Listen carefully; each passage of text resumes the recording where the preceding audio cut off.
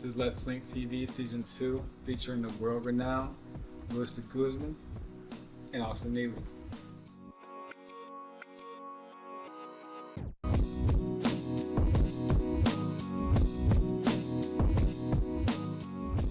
So, I recognize that you work with a lot of different mediums in your artwork. Which medium did you fall in love with first?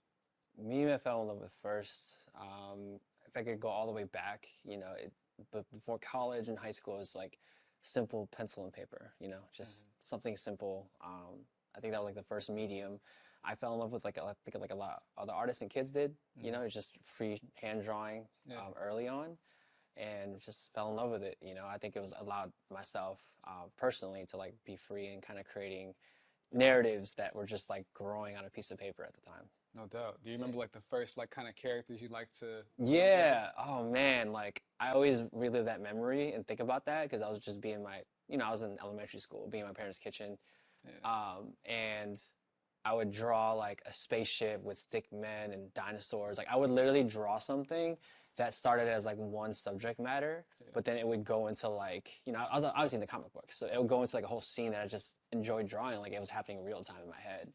But outside of that, it was like obviously anime, Dragon Ball Z, Pokemon, and drawing Ash Ketchum, and like my dad. I remember when my cousins used to live with us. They came from the Philippines, so like we'd house them and they'd live with us. Like me and my cousin, who's like 2 years younger than me, he loved Pokemon too. And my dad and my uncle would like, to keep us busy, they would like have drawing contests, and they're like, who could draw the better Ash Ketchum with a Pikachu or whatever. And I remember being so like, I'm gonna do it. And he did it, and I did it decently, and my cousin was like, he was a good artist too. But I guess I won the ice cream that day, and he got so mad that he like took a crayon and just like messed it up, man. Like I don't think I've ever told that story, so that's cool to say that one. No, man, I feel like it came. I love the way it came together, man. Like with the family, like I feel like family is very important. You're a very family-oriented guy. Right. How would you say your parents, support and influence was on you coming up? Oh man, my parents, I've said so many times, but they're, vessel anchors of everything that not just me, like my brother got to do growing up, they were always very supportive, obviously like you think about like being Filipino, traditional Filipino families, like, very discipline oriented and just having the right, mind frame for you want to go in life, because they sacrificed so much. My parents came here to the US when, in like the late 80s, and coming here at such a young age, at 22, like coming from a different country to the US for the first time, not having any promises, they sacrificed a lot. So, but I think for them, it was like that advantageous energy to be like, all right, let me, use that and like raise our kids on that, and for that, it was like my parents have always been like, do what you love. Yeah. Facts, man. I can appreciate that, man. Family first always. Yeah. They're the foundation. Yeah. Right? Absolutely, bro. When you're speaking on those mediums, if you had to pick a nostalgic piece from each medium that you've worked with, which pieces do you think you'd pick? Oh man, for the reasons of right place, right time, or not even right place, right time, just universe granting, just that next. I never say like not like next level, but next realm of possibility, showing how many things we can do, or what was possible, what felt impossible turned possible. So for the sculpture 3D printed toy work, I would say Elevate. That was the one that literally, at the time, it's like, it's called Elevate. It helped elevate us to that next realm of, what we can do to take this style and aesthetic and bring it further. So Elevate for sculpture. Painting wise, Above It All, it's painting that, we're gracious to have sold in Korea last year at an exhibition, our soul exhibition. But that was one of the ones that, was original composition, original piece, original storytelling for Along the Way, which is a universe that we created internally that encompasses everything you've seen from us for the last 8 years, dialing back to and present. So that piece alone like really set it off for us in the painting realm, because I think capturing the essence of a hot air balloon coming off a cliff and into the distance is about adventure and curiosity, and so it captured that, and it was fun to learn that in that realm. Drawings, actually working on new pieces in real time, so I'd say all of them are favorite right now, because it's allowing, going back to the very beginning, like the first question you asked, like drawing anime characters and stuff, it's like it's allowing the practice to dial back to the roots of it, but then, you know, amplifying it in real time. Absolutely. So it's been fun there. Yeah. That's dope, man. Appreciate that, man. And then all those different mediums that you've been able to, you know, kind of get your hands on. How does that feel to be able to express yourself in that way? Oh man, it's a humbling feeling. It's grounding, you know, and like I wouldn't be able to do it by myself. You know, I have a team, and you know, like we're grateful to work together. And I think it's like being able to challenge ourselves, like a bunch of art kids in a space, and just like, you know, seeing what's possible, seeing what's not possible. Yeah. And if the answer is no the first time, we'll try it again. Right. And if the process hurts that time, we'll try it again. Right. And it's allowing us to bring ideas to life that like seeing things through no matter what. And so, you know, I think it's been a really fun journey to see it all unveil. Absolutely, absolutely. Yeah. And thank you for sharing it with us, because we feel like we're a part of the journey. Your journey. Yeah, no, you guys are. You know, I think it's community is important, and this has been like the topic of conversation, or just like the thing in the air as of recent. You know, we come from Chicago, it's such a special city, and there's so many amazing artists, so many amazing creatives, like just people who just have ideas. Right. And it's cool to really see like that feeling of being restored. You know, there's a lot of the OGs who paved the way for us, who, you know, basically pioneered and, you know, just like the road. And now for us to follow in the footsteps, but then also do our own thing and kind of come together as a community and to be able to amplify that energy. It's just, it makes me proud and makes me thankful to be just like a small part in what everyone in the entire city is creating. So a lot of successes, a lot of tribulations. What would you say your most successful failure is? Most successful failure? Wow, that's a good question. Okay. College.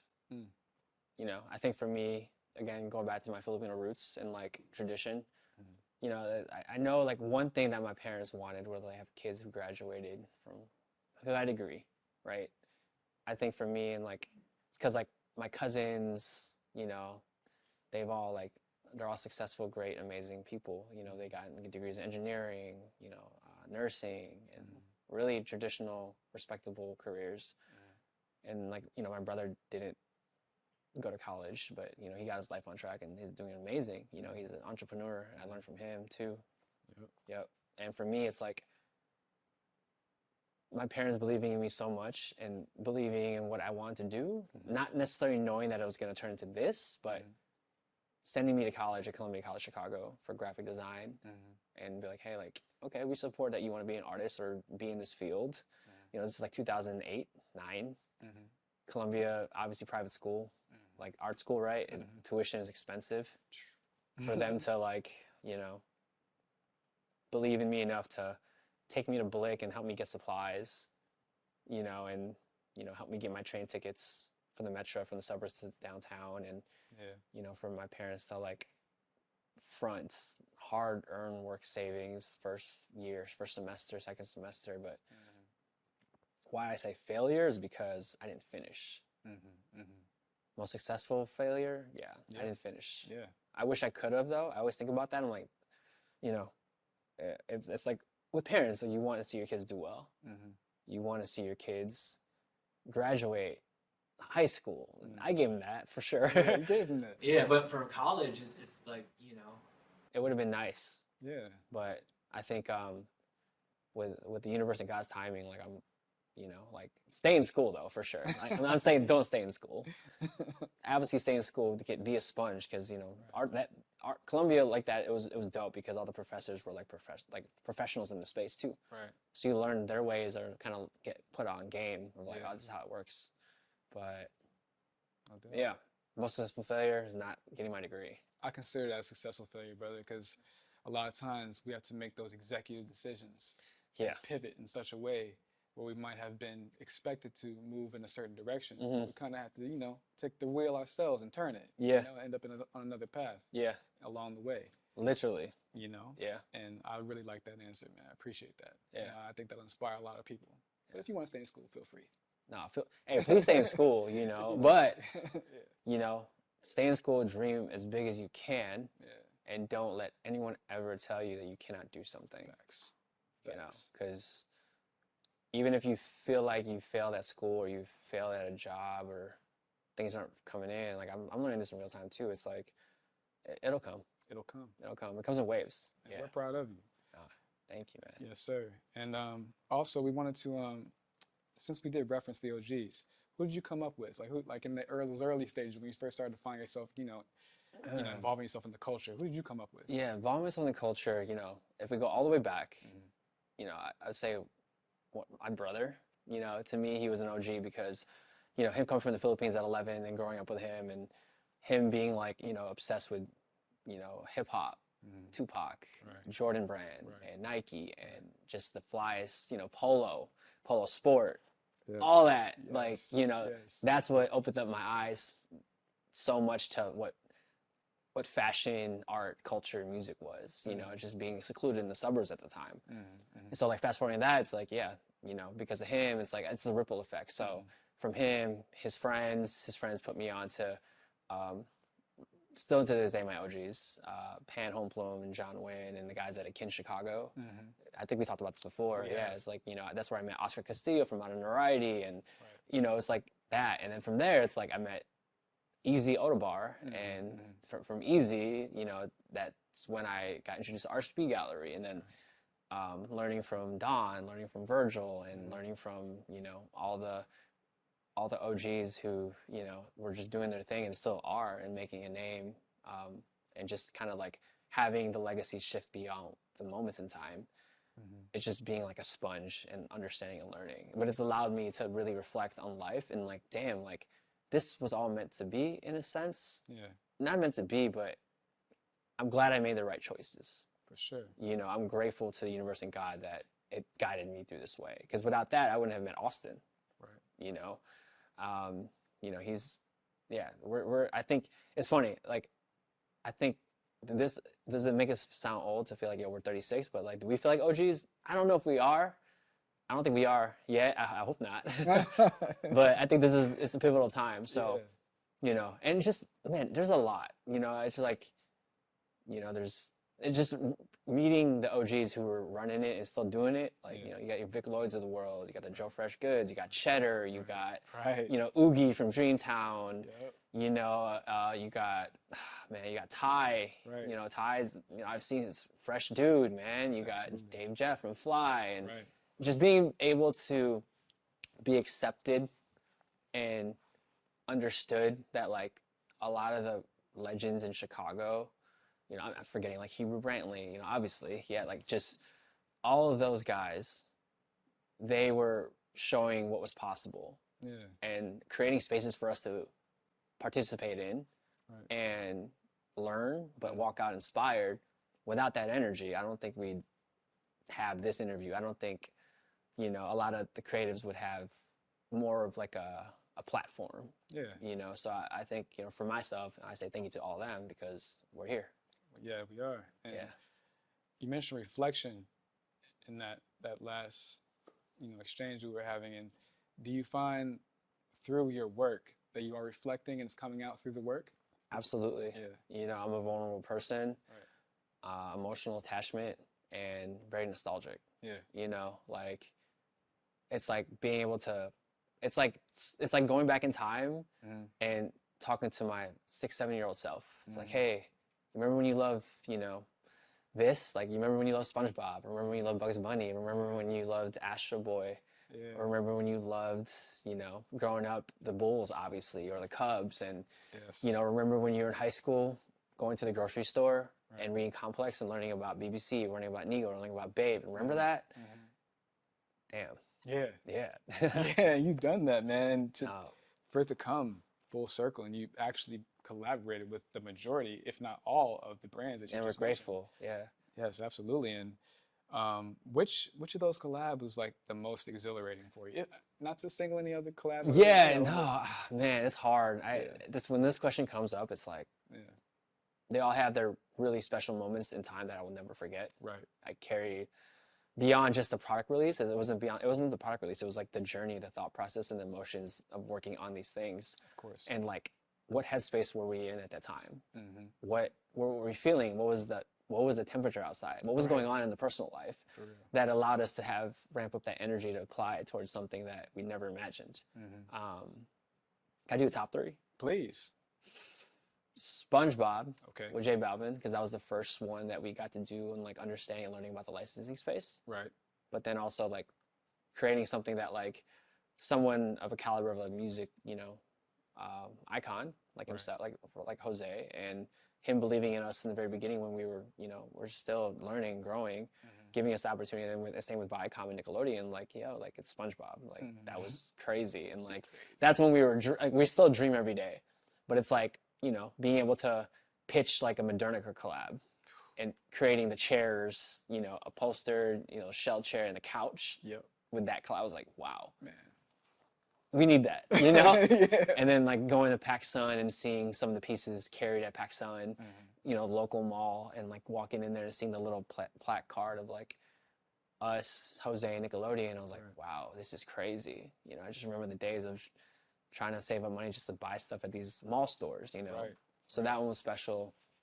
I'll do this in tandem. Yeah. Put together BBC and BAPE. Tandem. Yeah, tandem. Makes sense. You know, so I think that, you know, again, growing up on, you know, listening to the Neptunes, listening to NERD, and like learning about Nigo, learning about Pharrell, and like only seeing BAPE as like this really enigma brand.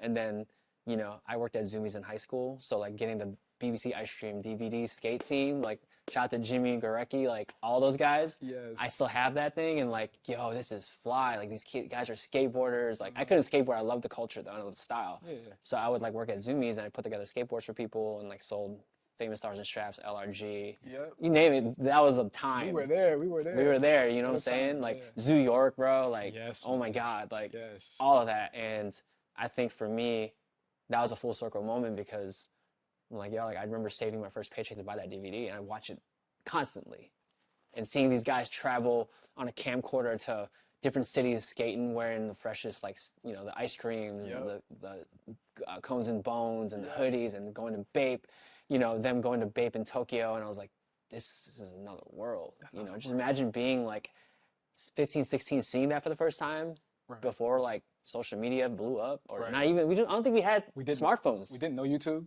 No YouTube, nothing yet. Yeah, that makes me feel old. We didn't have that yet. You're right. Yeah, we pop it in the DVD player and watch it. Yeah, it was like 2000, 2006, 7, or 8. Yep. Yeah, around that time. That's crazy. Yep.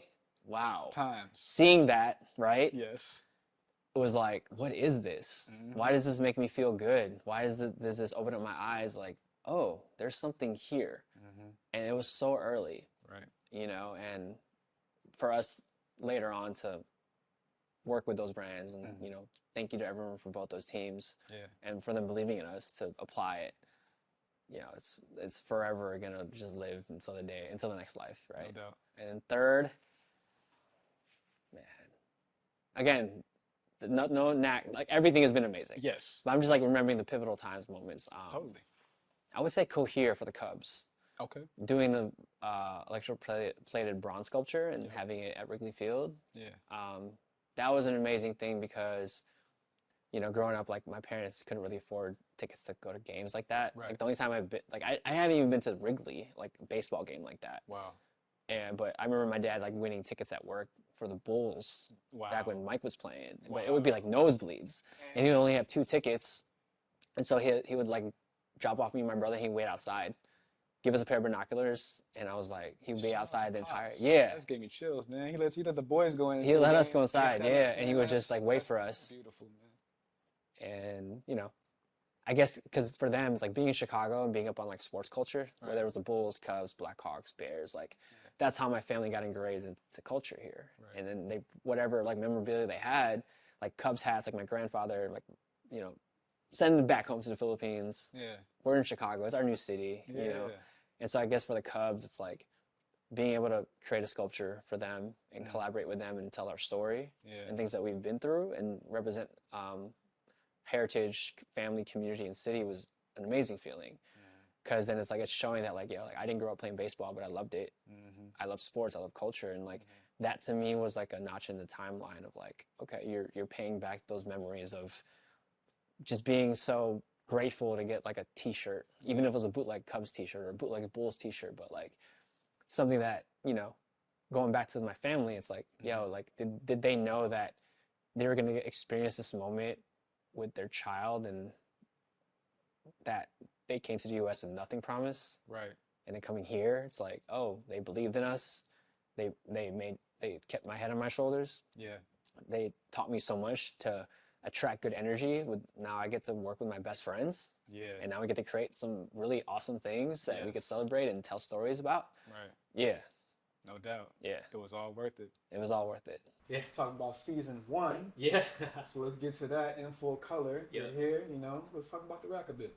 Yeah. So, you know, in full color, for those who don't know, it's a brand extension of the practice that was started between myself, Austin, and our studio team.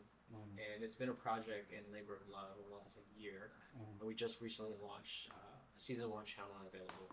And for this collection, it really depicts the idea of, like, you know, going back to the roots of it all when we were kids, and, you know, not really like having access to, you know, television or like the channel networks that we were attracted to, but like basically turning it off, going outside, exploring, being guided by your inner vision, inner self. Right. And those are the times that would most like had us be curious about the world and our surroundings. No doubt.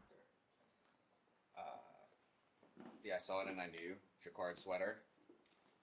Something we've never made before, but kind of a new adventure for, I guess, the way we wanted to storytell and kind of how we wanted to level set the brand, kind of addressing some of these different qualities and points of inspiration, like across television and the innovation surrounding broadcasting, but then also kind of tying in some of these sort of ethos moments, like the tagline on it, referencing back to your own creative intuition and trusting yourself, and just ultimately just pushing forward what you want to see in the world. And so for this collection, you know, it's really inspiring because like we were able to apply everything we've learned towards custom, you know, silk garments. You know. This is the ethos in full color, always live varsity jacket. You know, this one, I love this one so much because obviously, like, every season we want to make a piece that kind of highlights all like the first original origin graphics that we created as we're working the project in real time. And so the always live, you know, you've got like the chain stitch direct embroidery with the chenille, and then, you know, obviously the front. So it's like a little bit more of like, you know, what do you represent? You know, I think varsity jackets are so key and essential. There's so many of them out there, but it's like growing up, it's like you want to feel like you're part of something, like a team. And so for this piece alone, like, we really embodied that, and I'm really proud of it. And this is me, like, even like last week at the event, I was like, man, like, y'all gotta really look at it because we're really intentional with detail. And then if you look inside too, it's like even the lining is like our custom wave pattern lining. You know, like everything in full color, literally. It's really fun. I love it. Beautiful collection, by the way. Thank you. Very happy to be here to witness it, you know. And speaking of the Just Don pop-up collab, how did that come to be? How did you guys end up landing on Just Don, the store, RSVP? Yeah, no, I mean, you know, Austin and I and Zach, we have history with RSVP. You know, that's where we all met. I met Austin at RSVP. Right. You know, we were 19, 20 years old, and you know, RSVP is such a special place because I don't think people understand. Like, it's been said out there. It's like it felt like, you know, Professor X School of Mutants. Yes, yeah. That's a great analogy. I haven't heard that one yet, but that is so accurate. Yeah, I know Easy said it recently. It makes perfect sense. But it makes sense because it's like, you know, you have a bunch. And I had this conversation all the time. It's like, you got a bunch of art, not even art kids, just creative kids who are all so different. You put them in a room, and you said, just go, be creative. And that's when we're like, all right, let's do this, let's try this. It's like, you know, we'll butt heads with this, but like, let's do this. But, you know, back then, and still to this day, it's like, it was like an incubator, but it was a little university. Yeah. And so years later, you know, without RCP, I wouldn't have met Austin. You know, without RCP, like, obviously, like, wouldn't have met Don and wouldn't be. But Don, like, he believed in us so much. He believed in me with his, like, and I just, you know, am very grateful to this day. I'm never gonna not be grateful for that opportunity and learning from him. And so, yeah, years later, obviously, we started Full Color, and like I remember Don was like the first person, one of the first people to call, like, yo, we're starting this brand. But like, when we got our samples, like, come to the studio and check it out. It was cool to get his insights, and you know, he is like his family, his big brother. You know, very. I respect him so much, and I'm inspired by him so much to this day. And for him, I remember like running to an event. I think it was like one of the events that recently happened in the city. I think it was like Levi's Jordan event with that Easy hosted, or I think it was that or Don's BAPE release. But and even before that, he's like, "Yo, we should do something when you guys launch Infocolor." Yeah. And it just makes so much sense because, you know, like, do we want to build a brand? Yes. Do we want to show pieces? Yes. But like, how can we show it and treat it like a real art gallery too? Yeah. And like, what makes the perfect thing is like, yo, it's a byproduct of what this place has done for us or inspired us by years later. So that's how it came about. I love the way that full circle moment came to be. Yeah. Just being present there, even if, you know, somebody wasn't with you from the beginning, stepping into that zone, you could sense the family-oriented vibe. Yeah. You know, like, it was just a vibe. Yeah, you brought your family, man. Thank you. You know, and Austin's parents were there. Like, my mom and dad wanted to come, but, you know, schedule conflict. But, yeah, and my cousin there, like, that's what it's all about. I feel like every time we do events, it's like, it's beyond just like, all right, come through, have a drink. Right. No, like, it was really cool to, like, you know, it was our first time doing something like this fashion space. But, like, that's not a collab, it's ours. Right. And like being able to curate the space, hang the clothes, have everything, it was really special. And having people like look at the garments and as if they're walking in the gallery, literally. Yeah, no doubt. And talked reference the team a couple of times, and obviously we'll definitely expand on that part too. So who does the team consist of? Oh man, it's myself, it's my best friend, business partner, manager, and confidant, Austin Neely, and then Amy Tran, who I've known since we were 13, 14. Right. You know, it's like, we're family, you know, like we are a family. It's like we're like siblings at times, but like we've experienced so much together. We got to travel the world together. We worked in, you know, through the mud together, and we still do. Yeah. It's fun because my whole thing is like, it's never about like what I do is about myself. What makes it worthwhile when I tell people, it's like, it makes it worthwhile when you can build things with people who believe in themselves with you and want to see things through.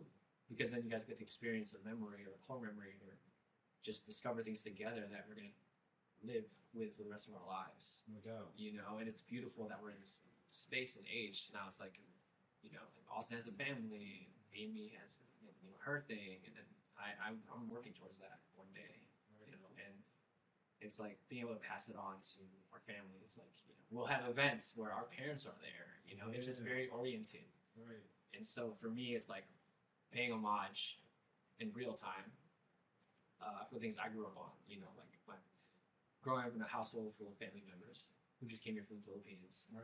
You know, having family parties just for full exhibition game, not even playoff game. You know, exhibition game. Yeah, literally exhibition game, bro. Game 2 of the season. Yeah. All the Filipinos at my tito's house, man. Yeah.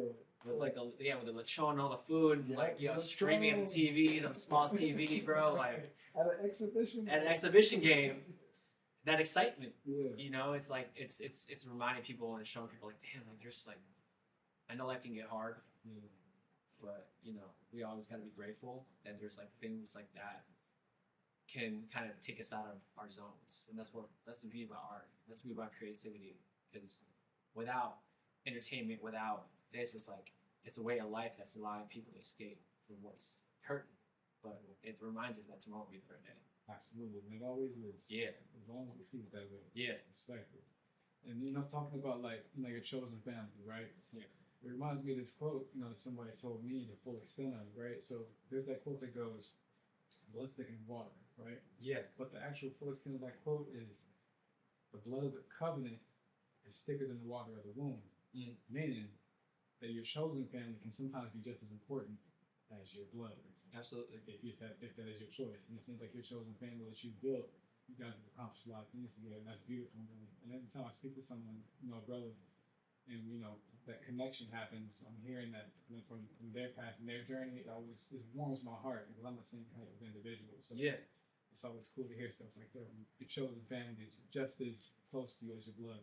Absolutely. Yeah. You know, we're all, you know, whether we love it or not, like yo, it's us till we're all gone. Retired, yeah. Not even retired, but yeah. It's just the next lifetime, and the next. Like, I wouldn't have it any other way. locked, linked. You know, locked and linked in for real.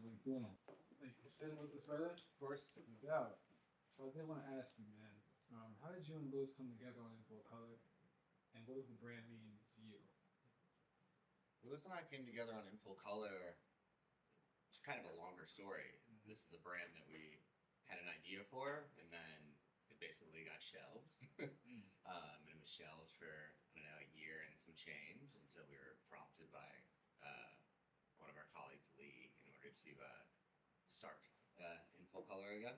And so it's interesting. Like, I think that creative ideas and like projects, they come up in this sort of way where it's exciting maybe at a point in time, and maybe it's not the exact right time, but like Lewis and I talked about, like sometimes you just have to keep on creating, and then like it'll find its own sort of place to like manifest itself. And so that's kind of what happened with In Full Color. Is kind of this idea that was shelved and kind of was reborn at the time that it needed to be reborn.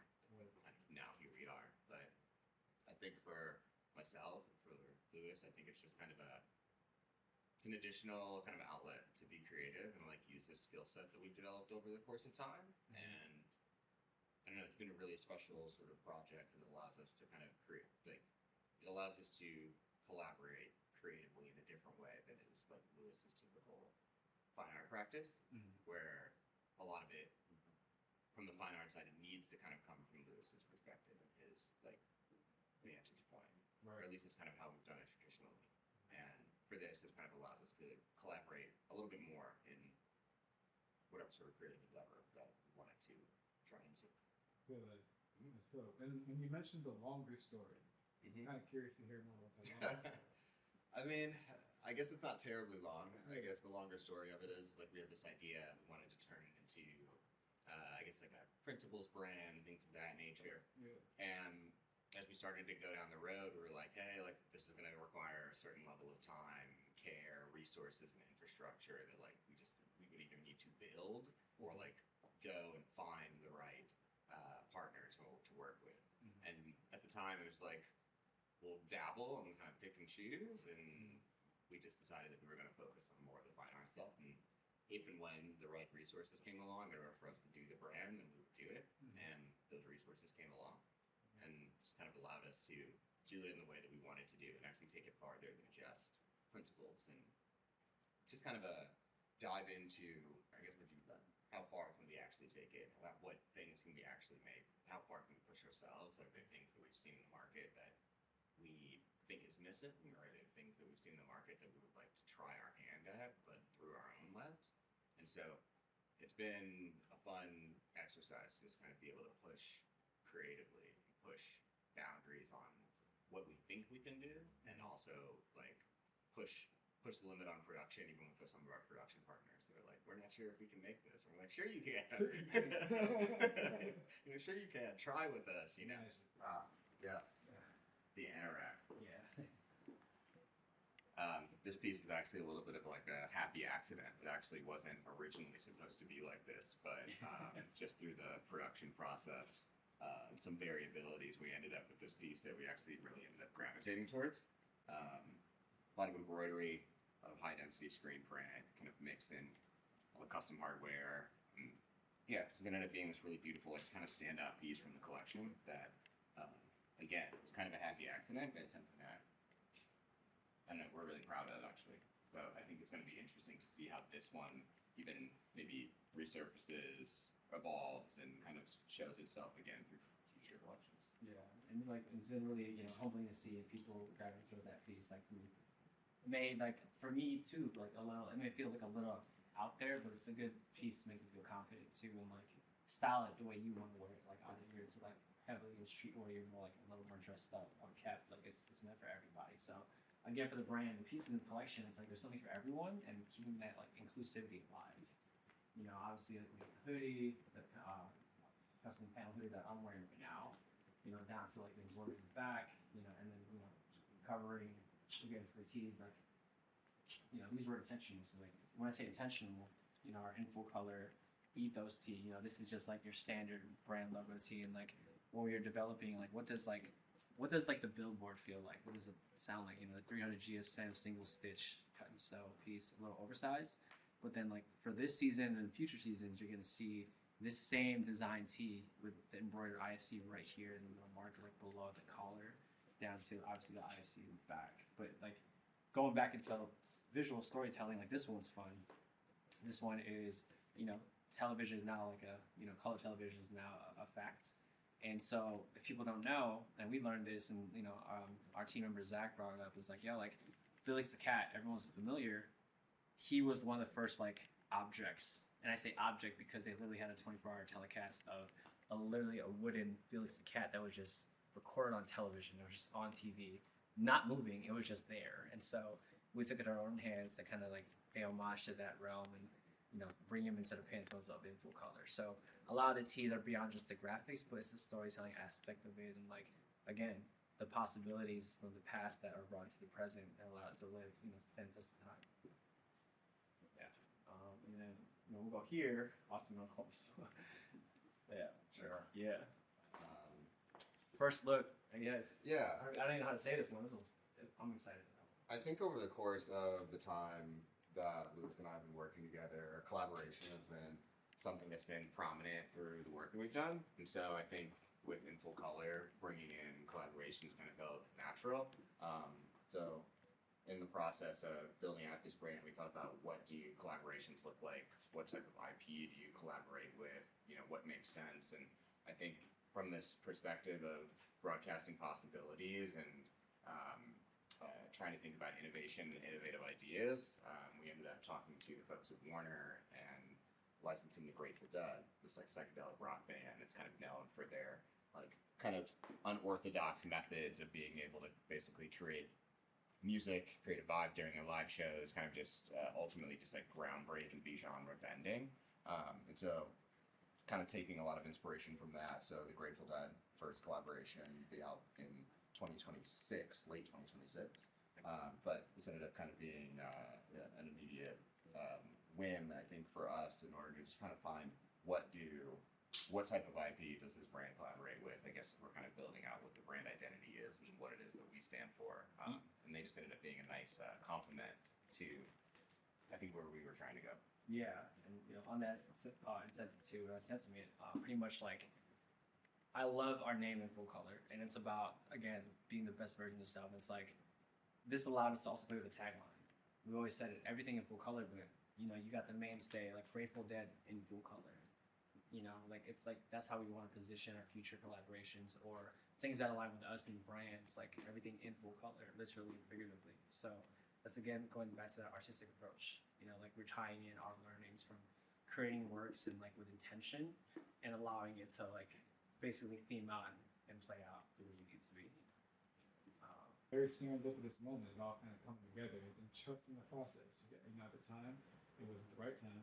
Yeah. You trusted the process and it coming all together. Yeah. And the time was right. Yeah, absolutely. I think that like it's just like that process of just continuously creating. Like sometimes it doesn't fit right at that exact moment, but if you're continuously going, eventually some of these different things will start to find their way. But you just have to kind of keep like chipping away at it. Right. And just to hear that everything's cut and sewed, that in itself, like all the patterns are original. Yeah. All that, even the T-shirts, like that. Hearing that is just, it gets my creative juices flowing, just knowing that, because you know it's very easy to do fast food clothing. Mm-hmm. You know what I mean? These days, for you guys to take it all cut and sew, that is just something that really warms my heart. I think for us, it's important that we keep that like creative spirit alive and treat this not just as clothing, but you know, lived in, walked in life, real life paintings, sculpture, artwork, thought process. You know, it's like we live one life and you want to literally broadcast every possibility into the world already.